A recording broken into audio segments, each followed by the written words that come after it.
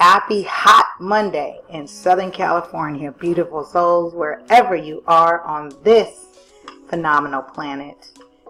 Okay, it is time for Shift Your Thinking Daily, where we transform our inner experience to a phenomenal outer experience. For now, 10 minutes of our day, we do it together. Woo! Alright, I'm pushing to get through today because it is definitely a warm Monday. Summer is starting to heat up in the northern hemisphere. Say that 4 times. Alright, before we jump into today's message, let's go ahead and take a couple deep breaths. Join me. Breathe in and out. Breathe in and out. Woo. Alright, say hi, say hello, drop a comment down below. Go ahead and hashtag your mood. Let me know how you're feeling. Complete transparency. It's just you and I for the next 9 more minutes. Alright, for me, I'm feeling introspective, meaning I'm reflective. I'm looking deep, I'm looking within, I'm acknowledging some of my feelings, my emotions, which is a good thing. And it's an ever growing thing for me because I tend to be a lot more here. I tend to be very analytical. I think my way through feelings rather than just feeling it. So using a lot more of my emotional intelligence with my intellectual quotient and maximizing my human potential here on this planet Earth. I'm going to caption this. Before I jump in, I want to say thank you to my family and friends for supporting my wild ideas, because without you, there is no me, and I love you for that, and much more. I also want to shout out our radio podcast listeners who are tuning in on the radio podcast everywhere. Really appreciate you all. And additionally, would like to invite you to stay connected on all your favorite social media platforms, including Facebook, Twitter, Instagram, YouTube, and LinkedIn. Make sure you turn on post notifications up here. That way you don't miss any new episodes as I upload them. Remember, Shift Your Thinking is a personal development segment of our show, which features Ready, Set, Real Estate as our main show. And I'm just tying these two in together because real estate is a mindset. Really everything you do in this world is thought and choice. Physical manifestation, I would say, the actual tangible manifestation started in your mind of something. And so one of the things that I implore with people in terms of the education of real estate is I implore you to learn as much as you can. So I share what I know. I bring people that know more than me, and we all learn together. That way we feel more empowered. The more information we know, the more informed, intelligent decisions we make. Okay? All right, so I'm going to caption this episode. This is a good one, episode 167, as we continue Shift Your Thinking from Dean Del Sesto, 200 Ways to Improve Our Lives. And I'm going to caption this one.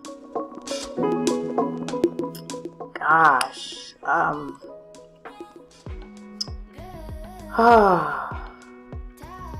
going to caption this one.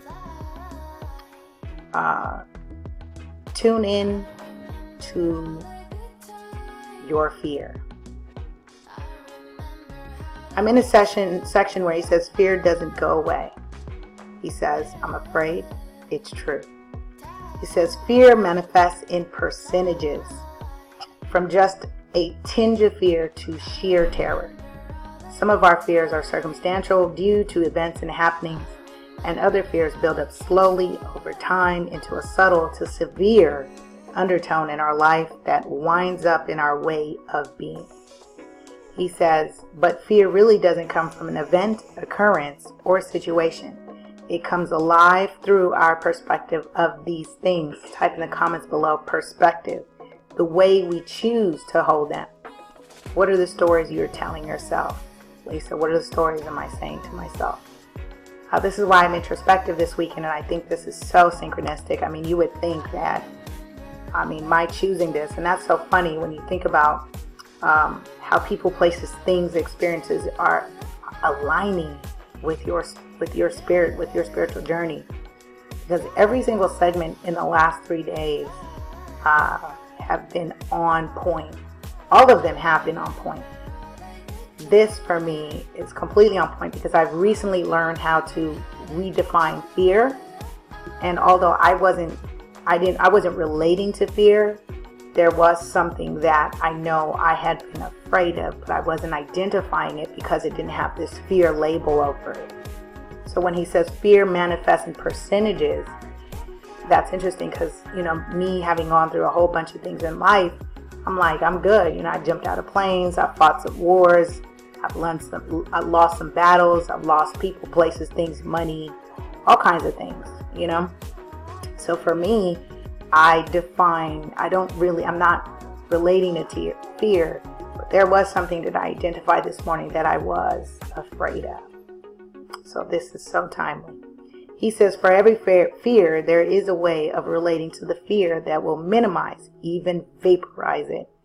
He says, through a small investment of thinking through the fear, like working with a lump of clay, you begin to form something new, the way you'd like to see it, hold it, and feel it. Type in the comments, feel it. He says, the challenge is the next fear is on the way. The key to managing fear is pretty simple, like managing debt. Don't let fears pile up. Ignoring the fears and not working with them is not a strategy to manage fear into a healthy state. Healthy meaning learning to think about what's possible and process the fears proactively instead of reactively. Ignoring the fears only prolongs the inevitable of having to deal with them at some point. So the question becomes, why not deal with fears in the present before they build into chronic anxiety, nervous breakdowns, depression, even heart attacks? He says, take serious issue with every fear as a relentless enemy, one with a clear goal of limiting your potential and your happiness. Invest in deep contemplation, and when fear rears its head, seek counsel from others and acquire knowledge from sources to help free your mind from past or present fears. Stay disciplined in this and you'll discover a repeatable strategy that works to manage fears so they don't manage you. All right, with that, I invite you to be in tune with this thing we call fear. Yes, false evidence appearing real. And although I am oftentimes acting and in my superhuman, my super agent, what's very important for me, at least in this lifetime, is being in tune and connected to my emotions. Like I said, I can be analytical about things, and I do that very well. I'm highly intelligent, tested, gifted, and all these wonderful things. The thing that I'm learning in this lifetime is feeling it, identifying the emotions that I experience, because I tend to work right through them. And it's important to slow down and identify, what am I feeling? Why am I feeling? How am I feeling? And what is the positive of this feeling? All right. That's my time. Love you, love you, love you. Have a powerful and productive day. I'll see you tomorrow as we continue Shift Your Thinking. Bye.